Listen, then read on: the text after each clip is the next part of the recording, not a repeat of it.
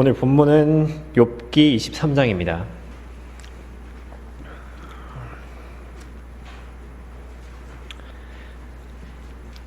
욥기 23장 10절 한 구절입니다. 욥기 23장 10절 한 구절입니다. 제가 한번 읽고 다 같이 한번 읽겠습니다. 그러나 그는 내가 택한 길을 알고 계시니 그가 나를 연단하시면 내가 금같이 나오리라. 그러나 그는 내가 택한 길을 알고 계시니 그가 나를 연단하시면 내가 금같이 나오리라. 아멘. 오늘 말씀의 제목은 순금 같은 신앙생활입니다. 왜 의인은 고난받는가? 라는 질문은 참으로 이해하기 어렵습니다. 인류사 초기부터 의인은 고난을 당해왔습니다. 이 아벨은 아무런 잘못 없이 형 카인에게 죽임을 당했고, 요셉도 형제들에게 미움받고 버려지며 억울하게 감옥에 갔습니다. 악인이야 고난을 당해야 마땅하겠지만 왜 의인은 고난받는 것일까요? 어쩌면 이 질문에 대해 가장 고뇌했던 인물은 바로 욥일 것입니다. 이 욥은 얼마나 신실했는지 하나님께서 사탄에게 자랑할 정도였습니다. 하나님께서는 사탄에게 이렇게 말씀하셨어요. 욥기 1장 8절에 너는 내 종 욥을 유의해 보았느냐? 세상에 그와 같은 사람은 아무도 없나니 그는 온전하고 정직한 사람으로 하나님을 두려워하고 악을 피하는 자니라. 그러나 이 욥은 성경에서 가장 심한 고난을 당한 사람 중 한 명입니다. 사탄은 먼저 욥의 모든 재산과 자식들을 잃게 하고 그 다음은 건강을 칩니다. 욥은 한순간에 정말 모든 것을 잃어버린 것입니다. 심지어 욥은 아무런 잘못이 없었는데도 말이죠. 만일 여러분에게 이런 고난이 닥친다면 어떻겠습니까? 정말 상상하기도 싫을 만큼 너무 끔찍한 일입니다. 하지만 욥에게 있었던 이 두 번의 재앙은 비록 사탄이 주도했을지라도 하나님의 뜻 아래서, 하나님의 허락하심 아래서 이루어졌다는 것을 알아야 합니다. 그렇다면 왜 하나님께서는 이렇게 신실한 욥에게 고난을 허락하셨을까요? 그런 욥은 자신의 고난을 이렇게 말하고 있습니다. 오늘 본문에서 그러나 그는 내가 택한 길을 알고 계시니 그가 나를 연단하시면 내가 금같이 나오리라. 우리는 이것으로 하나님께서 의인에게 고난을 주시는 이유를 알 수 있습니다. 하나님께서 욥에게 주신 고난과 시련은 욥을 금처럼 나오게 하는 연단의 과정이라는 것입니다. 이런 금은 성경에서 가장 귀한 것, 거룩함, 신성 등을 상징합니다. 금은 경배의 예물이 되기도 하고 수많은 거룩한 기물들의 재료가 되기도 합니다. 가장 귀하니까요. 결국 욥은 불같은 시련을 견디고 금같이 나왔습니다. 이것은 우리도 마찬가지입니다.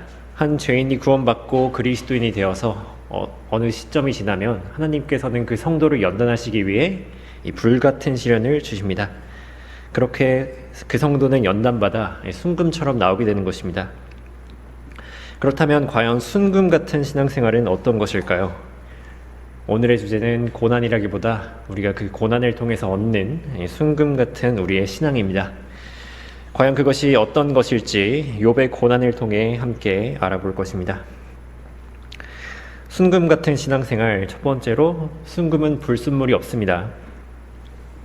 앞서 보셨듯 욥은 굉장히 이로운 사람이었습니다. 하나님께서 욥을 사탄에게 자랑하시자 사탄은 욥을 비방합니다. 함께 욥기 1장 보시겠습니다.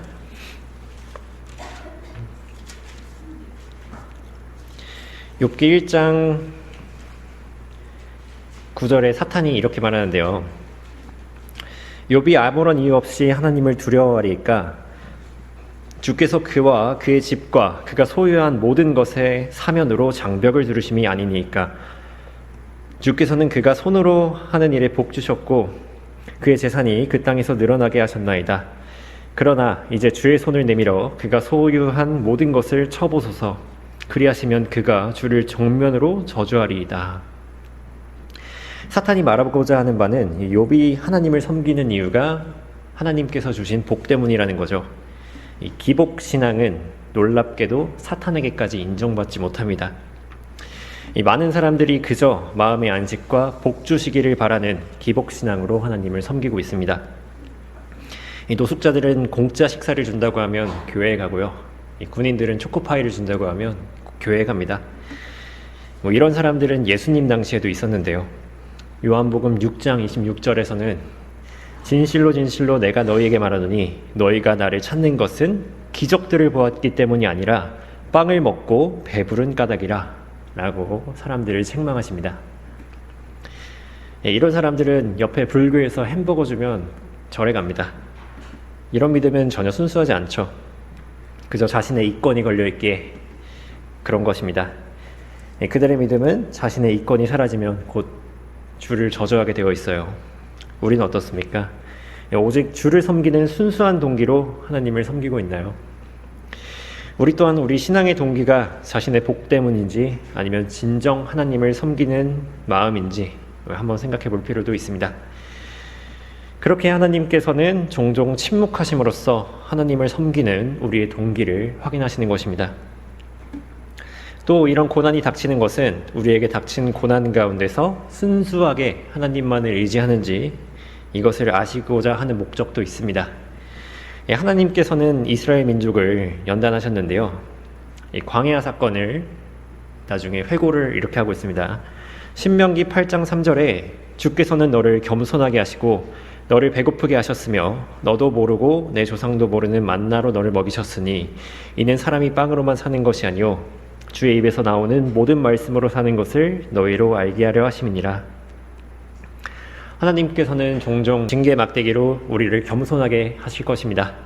그리고 기근으로 배고프게도 하실 것입니다. 하나님께서 이것들을 허락하심은 우리 고난의 날에 우리의 믿음이 오직 하나님께만 있는지 이것을 아시기 위함입니다. 그리고 그런 고난이 닥쳐왔다면 그 고난에서 우리를 구하실 수 있는 분만을 우리가 신뢰해야 합니다. 이 굶주린 이스라엘에게 하나님께서 만나를 주신 것처럼 말이에요. 어쩌면 처음에는 그런 고난에 하나님이 도와주지 않을 것을 생각해서 보험으로 우리 육신과 지혜를 신뢰할 수 있습니다. 하나님께 굴복하려 하시는 그 명령에 우리가 거부할 수도 있습니다. 완고한 마음으로 거부하는 거죠. 이렇게 하나님을 온전히 신뢰하기 어렵게 만드는 모든 것들이 전부 불순물입니다. 그렇기 때문에 하나님께서는 우리의 믿음을 연단으로 정결케 하십니다. 이 순금처럼 순수하게 만들려는 것이죠. 사실 자연 상태의 금은 매우 희귀한 광물입니다. 어느 금광에서 금 원석을 채취해서 그 안에 있는 금을 빼내려면요, 그 비율이 얼마 정도 되는 줄 아세요? 원석에서 이제 0.0005%, 그러니까 금 원석 1톤에 약 금이 5g 정도 있는 것입니다. 그 정도도 많은 편이라고 해요. 이처럼 금 광맥을 찾아 원석을 찾아낸다고 할지라도 그 중에 금을 얻기 위해서는 그 원석을 잘게 부수어서 금 조각만을 골라내야 합니다. 우리 또한 마찬가지입니다. 우리 가운데 정말 진실된 것을 얻기 위해서는 우리의 마음을 잘게 부수어야 합니다. 이 돌 같은 완고한 마음을 말이에요. 어떻게 하면 이 완고한 마음을 부술 수 있겠습니까? 예레미야 23장 29절에서는 이렇게 말씀하고 있습니다. 주가 말하노라 내 말이 불 같지 아니하냐 바위를 부수어 조각내는 큰 망치 같지 아니하냐. 교리와 책망과 바로잡음과 의로 훈육하기에 유익한 하나님의 말씀은 아주 바위같이 완고한 우리 마음을 부숩니다. 견고한 요새 같은 나의 육신을 부숩니다. 내가 주를 거슬러 신뢰하는 모든 것들을 무너뜨립니다. 그래야만이 우리 가운데 순수한 것들이 조금 드러나게 되는 것이에요. 금도 이러한 과정을 거치면 금 입자만 모이게 되는데요. 그것이 다가 아닙니다. 그렇게 모은 금의 순도는 광맥과 지층에 따라 조금씩 다르지만 약 60%에서 90% 사이라고 합니다. 전부 나머지는 다른 금속과 섞인 상태입니다. 그런 상태의 금은 이 정련의 과정을 거쳐야만 순수한 금이 됩니다. 그런데 금의 녹는 점은 무려 1064도예요. 이런 금을 녹이기 위해서는 그냥 물이 아니라 뜨거운 용광로와 같은 물이 필요합니다. 이를 성경은 이렇게 말하고 있습니다. 이사야 48장 10절에 보라 내가 너를 정련하였으나 은과 함께하지 아니하고 고난의 용광로에서 너를 택하였노라. 아주 뜨거운 고난의 용광로라고 말씀하시는 거예요. 이처럼 우리가 더 성숙하고 더 순수하게 나오기 위해서는 반드시 불같은 고난과 시련이 필요합니다. 그렇게 우리가 연단되면 다른 금속이 섞이지 않은 순금처럼 순수하게 나올 것입니다. 이 순금 같은 믿음을 가진 사람은 이 순수한 양심을 가지고 있고 이 순수한 마음으로 주를 섬기며 순수하게 살아갑니다. 이 두 마음을 품지 않고 세상과 하나님을 동시에 섬기지 않습니다. 오직 주만을 신뢰하는 거예요. 이렇게 고난과 시련을 통해서 우리의 불순물들은 전부 제거되고 다시 순금만 남게 될 것입니다. 다시 욥으로 돌아와서 하나님께서는 사탄이 송사한 대로 정말 욥이 순수하게 섬기는지를 알고 싶으셨을 것입니다. 사람도 가끔 저 사람이 나를 사랑하는지 아니면 내 돈을 사랑하는지 이제 궁금할 때가 있잖아요. 그래서 하나님께서는 욥에게 주신 모든 복을 되로 이제 가져가십니다. 그렇게 하나님께서는 욥을 시험하시는 거예요. 욥은 사탄의 첫 번째 시련에서 자신의 모든 재산과 자식들을 한순간에 잃어버렸습니다. 욥은 그 상황에서도 이렇게 말합니다. 욥기 1장 21절에 말하기를 내가 내 어미의 태에서 맨몸으로 나왔으니 내가 맨몸으로 그리 돌아가리이다. 주신 분도 주시오 빼앗아 가신 분도 주시니 주의 이름을 송축하나이다 하더라. 욥은 사탄이 송사한 대로 다른 이유로 하나님을 섬겼던 것이 아닙니다. 욥은 순전한 마음으로 처음부터 섬기고 있었던 거예요. 욥은 자신의 믿음의 순수함을 이렇게 증명하여 이 시험을 통과했습니다. 이 순금 같은 신앙생활 두 번째로 순금은 변질되지 않습니다. 이 욥은 첫 번째 고난 이후에 곧바로 두 번째 고난을 받습니다. 바로 악성 종기로 온 몸이 뒤덮인 것이죠. 이제 욥은 질그릇 조각으로 자신의 몸을 긁고 있는데 욥의 아내는 이렇게 말합니다. 욥기 2장 9절 보시겠습니다. 욥기 2장 9절 당신이 아직도 당신의 온전함을 간직하려 하느뇨 하나님을 저주하고 죽으라. 이처럼 이 세상은 성도를 낙심하게 합니다. 악에 동조하고 그리고 거짓교리로 미혹시킵니다. 자꾸 자극을 하는 것이에요. 그렇게 성숙하지 못한 그리스도인들은 언제든 마귀의 종들과 함께하면 자연스럽게 물들고 있는 자신을 발견하게 될 것입니다. 그래서 바울은 성도의 성별을 이렇게 말하고 있습니다. 고린도전서 15장 33절에서는 미혹되지 말라 악한 사귐은 좋은 행실을 부패시키느니라. 육신적인 고린도 교회는 언제든지 거짓 형제들이 속이고 다른 영, 다른 복음, 다른 예수를 가져와서 변질시킬 수 있었습니다. 마치 소금물이 철을 녹슬게 만드는 것처럼 말이에요. 하지만 금은 어떤가요? 여러분들 중에 혹시 순금 장신구를 가지고 계신 분이 있다면 아주 오랜 시간이 지났어도 아무런 변화가 없었을 것입니다. 금은 원래 부식되거나 산화하지 않아요. 왜냐하면 금은 화학적으로 매우 안정된 전자구조를 가지고 있기 때문입니다. 그리고 그렇게 연단되어 순수하게 나온 금은 성숙한 그리스도인의 특성과 매우 비슷합니다. 연단받아 순금같이 성숙한 성도의 믿음은 외부의 자극에 반응하지 않습니다. 성숙한 교회였던 에베소 교회에게 바울은 이렇게 말하고 있습니다. 에베소서 4장 14절에 그리하여 우리가 이제부터는 더 이상 어린아이가 아니요 사람들의 속임수와 교활한 술책으로 그들이 속이려고 숨어서 기다리는 온갖 교리의 풍조에 밀려 이리저리 다니지 아니하고. 에베소 교회는 더 이상 어린아이가 아니었기에 속이려는 거짓 형제들에게 속지 않았습니다. 온갖 교리의 풍조에 밀려 이리저리 다니지 않고 굳건한 믿음을 가졌다는 것입니다. 그렇다면 우리는 어떻게 하면 이 믿음을 가질 수 있겠습니까? 이 바울은 골로새 교회가 미혹되지 않기를 바라는 마음에 이 글을 썼는데요. 골로새서 2장 6절에 너희가 그리스도 예수를 주로 영접한 것 같이 그분 안에서 행하라. 그분 안에 뿌리를 내리고 세움을 받아 가르침을 받은 대로 믿음 안에서 확고히 되어 그 안에서 감사함을 넘치게 하라. 아무도 너희를 철학과 헛된 속임수로 노략질을 하지 못하도록 주의하라. 그것들은 사람의 전통과 세상의 유치한 원리를 따른 것이며 그리스도를 따른 것이 아니니라.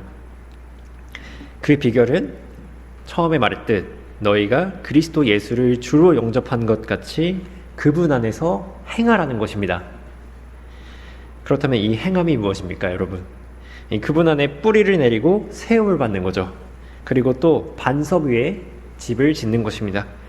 마태복음 7장 24절에서는 이렇게 말씀하고 계시는데요. 그러므로 누구든지 나의 이 말들을 듣고 행하는 사람은 자기 집을 반석 위에 지은 현명한 사람과 같다 하리니 비가 내리고 홍수가 나며 바람이 불어 그 집에 들이쳐도 무너지지 아니하는 것은 그 집이 반석 위에 세워졌으며. 이 말을 듣고 행하는 사람이 반석 위에 집을 지었다는 거예요. 우리가 그리스도 안에서 행한다는 것은 세상에 미움을 받는 일입니다. 주님의 이름을 위해 욕을 당하며 십자가를 함께 지는 일입니다. 결코 쉬운 게 아니라는 거예요. 이것으로 인해 세상은 우리에게 고난을 줄 것입니다. 그렇지만 우리는 그런 모든 고난에 낙심하거나 믿음이 흔들려서는 안 됩니다. 살다 보면 비도 오고 홍수도 나고 바람도 불 것입니다. 하지만 그분의 말씀을 듣고 행하는 사람은 반석 위에 기초를 세웠기에 전혀 흔들리지 않는다고 성경이 말씀하시는 거예요. 그런 사람들은 믿음이 변질되지 않습니다. 하지만 바람이 불면 무엇이 흔들립니까? 이 들의 갈대는 흔들릴 것입니다. 이 알곡과 쭉정이를 함께 키질하면 쭉정이는 바람에 날아갈 것입니다. 폭풍이 불면 파도와 배는 넘실댈 것입니다. 이런 흔들리는 배에 탔던 예수님의 제자들은 이 눈앞의 상황에 절망했습니다. 이 제자들의 믿음은 아주 연약했거든요. 그들은 흔들리는 파도와 배를 바라봅니다. 그리고 곧 겁에 질려서 예수님을 깨우죠. 그러자 예수님께서는 바람과 파도를 잠잠하게 하시고 제자들에게 물어보십니다. 너희의 믿음이 어디에 있느냐?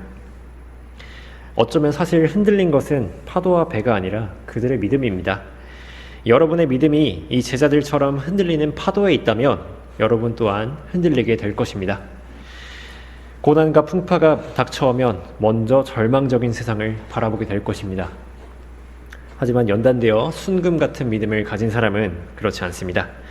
이 제자들과 비슷하게 배를 타고 가다가 폭풍을 만난 사람이 있었습니다. 바로 사도 바울인데요.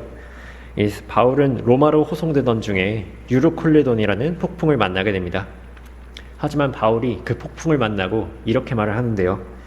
사도행전 27장 22절에서는 이제 내가 여러분에게 권하는 것은 기운을 내라는 것이라. 여러분 가운데 생명에는 아무런 손상이 없을 것이요 단지 배만 상하게 될 뿐이라. 폭풍이 몰아치는데 아무리 매섭게 몰아쳐도 그 폭풍은 바울을 전혀 흔들지 못했습니다. 바울의 비결은 무엇인가요? 사도행전 27장 23절에 내가 속해 있고 또 내가 섬기는 하나님의 천사가 간밤에 내 곁에 서서 말하기를 바울아 두려워 말라. 내가 반드시 카이사 앞에 서야 하리라. 그러므로 보라 하나님께서는 너와 함께 항해하는 모든 사람들을 너에게 주셨느니라고 하였느니라. 그러므로 여러분이여 기운을 내라. 나는 하나님을 믿나니 나에게 말씀하신 그대로 되리라. 주님께서는 이 폭풍 가운데서 그들의 제자들에게 하신 것처럼 바울에게 물어보는 거예요. 너의 믿음이 어디 있느냐? 그리고 바울은 대답합니다. 저는 하나님을 믿습니다.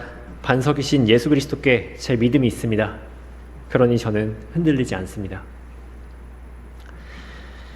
이것은 욥도 마찬가지입니다. 어쩌면 욥은 바울의 폭풍보다 더 아픈 아내의 비난을 들었습니다. 앞서 보았듯 욥의 아내는 욥에게 하나님을 저주하고 죽으라고 합니다. 이 고난 가운데서 자신이 가장 아끼고 사랑하던 자신의 아내마저 상처에 소금을 뿌리는 것입니다. 하지만 욥은 이 말에 조금도 반응하지 않았습니다. 욥기 2장 10절 보시면요. 당신은 어리석은 여자들 가운데 하나가 말하듯이 말하는도다. 무슨 말을 그리하느뇨? 우리가 하나님의 손에서 좋은 것을 받았을진데 나쁜 것도 받지 아니하겠느뇨? 하며 이 모든 일에도 욥은 자기 입술로 죄를 짓지 아니하더라. 만일 욥이 철 같은 믿음을 가지고 있었다면 이 소금의 반응에서 녹슬고 변색됐을지 모릅니다. 하지만 욥은 금처럼 자신의 순수함을 지켰습니다. 이로써 이 시험마저 통과한 것입니다. 이처럼 성숙한 그리스도인은 반석 위에 굳게 서 있기에 성경대로 믿는 사람들이라고 불립니다. 이 변하지 않는 성경과 하나님께 믿음을 세운 사람들이죠. 그들이 결코 변질되거나 흔들릴 수 없는 것은 반석의 뿌리를 내려 세워졌기 때문입니다. 죄인들이 유혹해도 동조하지 않고 세상의 비방에도 낙심하지 않으며 거짓 형제가 다른 교리를 가져와도 배교하지 않습니다. 마치 변하지 않는 순금처럼 말이에요. 이것이 성숙한 성도의 순금 같은 믿음입니다. 순금 같은 신앙생활 세 번째로, 순금은 도금하지 않습니다. 욥은 지금까지 이 고난 가운데서 너무나 완벽했습니다. 그러나 친구들이 너가 아무런 이유 없이 고난을 당하겠냐며 욥을 정죄하고 말아요. 그러자 욥은 결국 자신을 하나님보다 더 의롭게 여기는 죄를 짓고 맙니다. 그것이 욥의 유일한 흠이에요. 자기의 의를 버리지 못했습니다. 결국 하나님께서는 욥기 38장에서 개입하셔서 욥에게 많은 질문들을 하시며 책망하십니다. 그 질문들이 끝나고 하나님께서는 이렇게 말씀하시는데요. 함께 욥기 40장 보시겠습니다.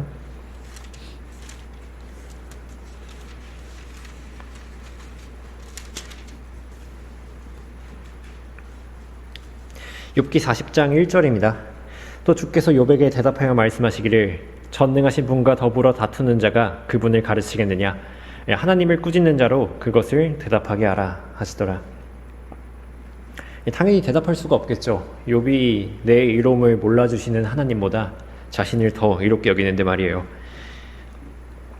욥은 이 말을 듣고서 조금 마음이 상했었던 것 같습니다. 그래서 욥은 이렇게 대답하는데요. 3절에 그때 욥이 주께 대답하여 말씀드리기를 보소서 나는 악하오니 내가 무엇을 주께 대답하리이까 내가 내 손으로 내 입을 가리겠나이다. 한 번 내가 말하였으나 대답하지 아니할 것이며 실로 2번 말하였으나 더 이상 하지 않겠나이다 하니라. 이것은 회개처럼 보입니다. 하지만 사실 이건 진정한 회개가 아니었어요. 왜냐하면 단지 입만 막았기 때문입니다. 그래서 하나님께서는 그 다음에 또 책망을 하시는 거예요. 만일 욥이 여기서 진정한 회개를 했으면 다시 책망하지 않으셨을 것입니다. 그래서 욥의 불평이 겉으로 드러나지만 않을 뿐이지 속마음은 그렇지 않았습니다. 이것은 욥이 위선자까지는 아닐지라도 다 연단받는 것처럼 도금한 거예요. 앞서 보았듯 우리가 순금 같은 믿음을 가지는 것은 용광로와 같은 시련이 필요합니다. 이 방법은 아주 어렵고 고통스럽습니다. 하지만 그냥 겉만 순금처럼 보이게 만드는 것은 매우 쉽습니다. 쉽게 말하면 도금하는 것이죠. 이 도금이라는 것은 금이 아닌 금속의 겉면에만 금을 얇게 칠하는 것입니다. 이 겉으로 보기에는 순금과 똑같아 보이지만 사실 그 금박을 벗겨내면 다른 금속이 있는 것이죠. 그런데 과연 순금에도 도금을 할까요? 순금에는 도금을 할 필요가 없죠. 왜냐하면 그 자체로 이미 빛나고 있기 때문입니다. 우리의 신앙이 순금 같다면 내면에서 우러나오는 그 빛이 그대로 보일 것입니다. 굳이 도금할 필요가 없죠. 그런데 속은 더러우면서 겉만 번지르르하게 하려는 사람들이 있습니다. 바로 위선자들입니다. 이는 지금이나 예수님 당시에도 있었는데요. 예수님께서는 이 위선자들을 이렇게 책망하십니다. 마태복음 23장 25절에 위선자인 서기관들과 바리새인들아 너희에게 화 있으리라. 이는 너희가 잔과 접시의 겉은 깨끗하게 하나 속은 약탈과 방탕으로 가득 차 있기 때문이라. 마태복음 23장 27절에서는 위선자인 서기관들과 바리새인들아 너희에게 화 있으리라. 이는 너희가 회칠한 무덤들과 같음이라. 그것들은 실로 겉으로는 아름답게 보이나 안에는 죽은 사람의 뼈와 모든 더러운 것으로 가득 차 있도다. 이와 같이 너희도 겉으로는 사람들에게 이롭게 보이나 속에는 위선과 불법으로 가득 차 있도다. 겉과 속이 다른 것이죠. 겉은 아주 경건하고 이롭게 보이지만 속은 아주 더러운 거예요. 이 위선이 얼마나 큰 문제인지 아십니까? 예수님께서는 간음하다가 잡혀온 여인에게 다시 가서 죄를 짓지 말라라고 말씀하시고, 바울은 도둑질하는 형제가 있다면 손수 일하게 해라 이렇게 얘기합니다. 그런데 위선은 방법이 없어요. 왜 그럴까요? 그들은 결국 하나님께까지 위선을 부리기 때문입니다. 그런 사람들은 자신이 죄인임을 인정할 수가 없고 결코 진정으로 회개할 수가 없기 때문에 용서를 받을 수 없는 겁니다.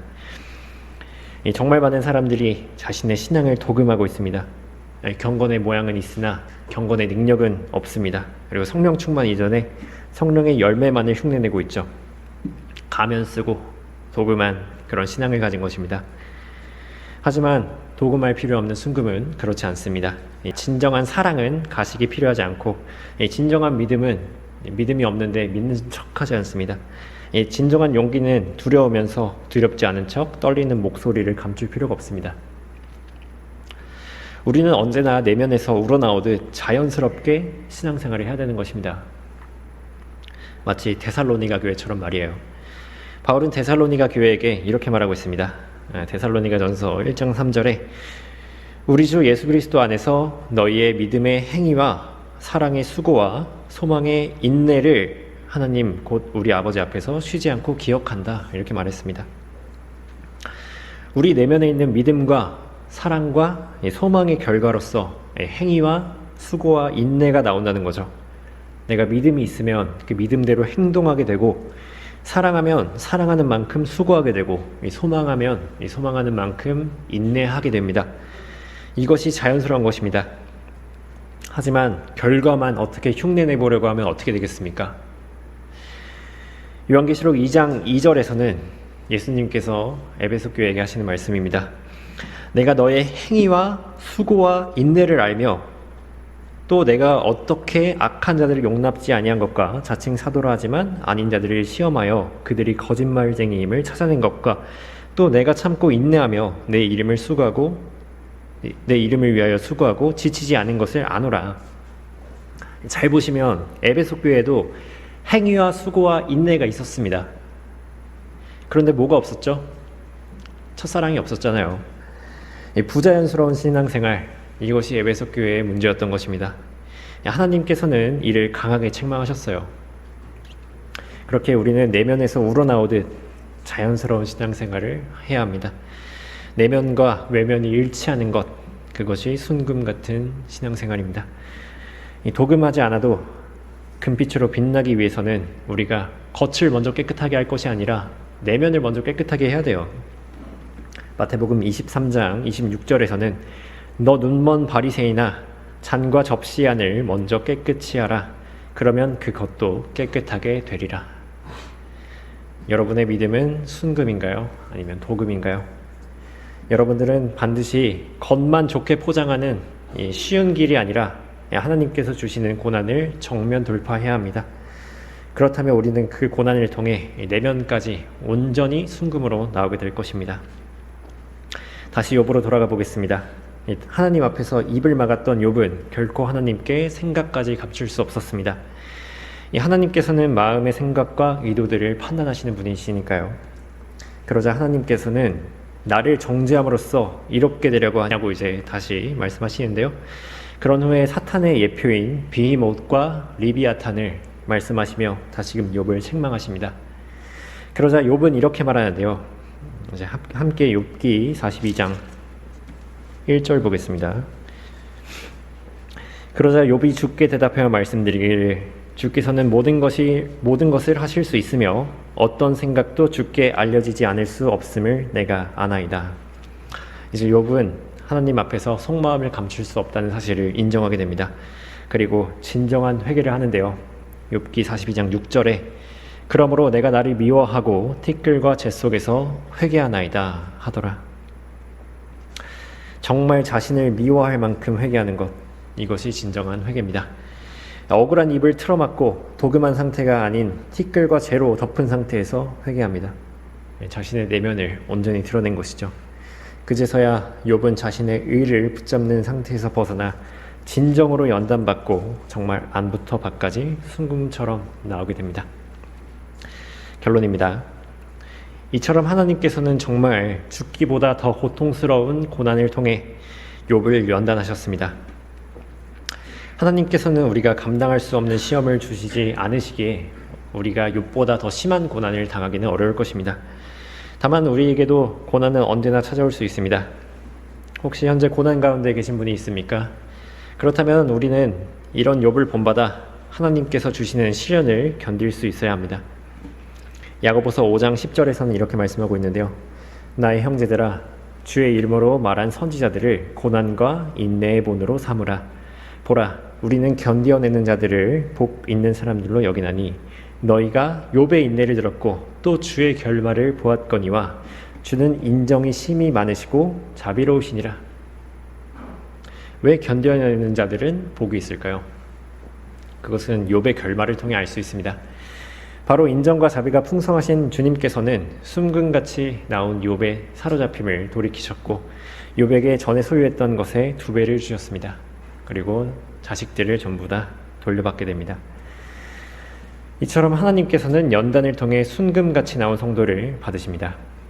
그리고 그 성도에게 고난에 비교될 수 없는 영광을 주십니다. 로마서 8장 18절에는 이는 현재의 고난들이 우리에게 나타나게 될 영광에 감히 비교되지 못한다고 내가 여기기 때문이라. 그렇기에 우리는 어떤 형태로든지 우리에게 고난이 온다면 그것을 감사하여야만 할 것입니다. 기뻐해야만 할 것입니다. 그것은 우리의 파멸을 위한 것이 아니라 영광을 위한 것이기 때문입니다. 베드로전서 4장 12절에 사랑하는 자들아, 너희를 연단시키려는 불같은 시련에 관하여 너희에게 어떤 이상한 일이 일어나는 것처럼 이상하게 여기지 말고 도리어 너희가 그리스도의 고난에 참여하는 자들이 되는 것이니 즐거워하라. 이는 그의 영광이 나타나실 때 너희도 큰 기쁨으로 즐거워하게 하려 함이니라. 이것은 주님의 명령입니다.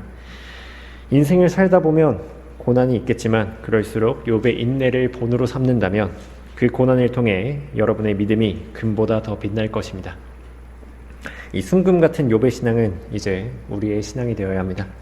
이로써 가장 귀하게 되어 영광의 날에 기쁨으로 함께 즐거워하시는 성도 여러분이 되시길 바랍니다.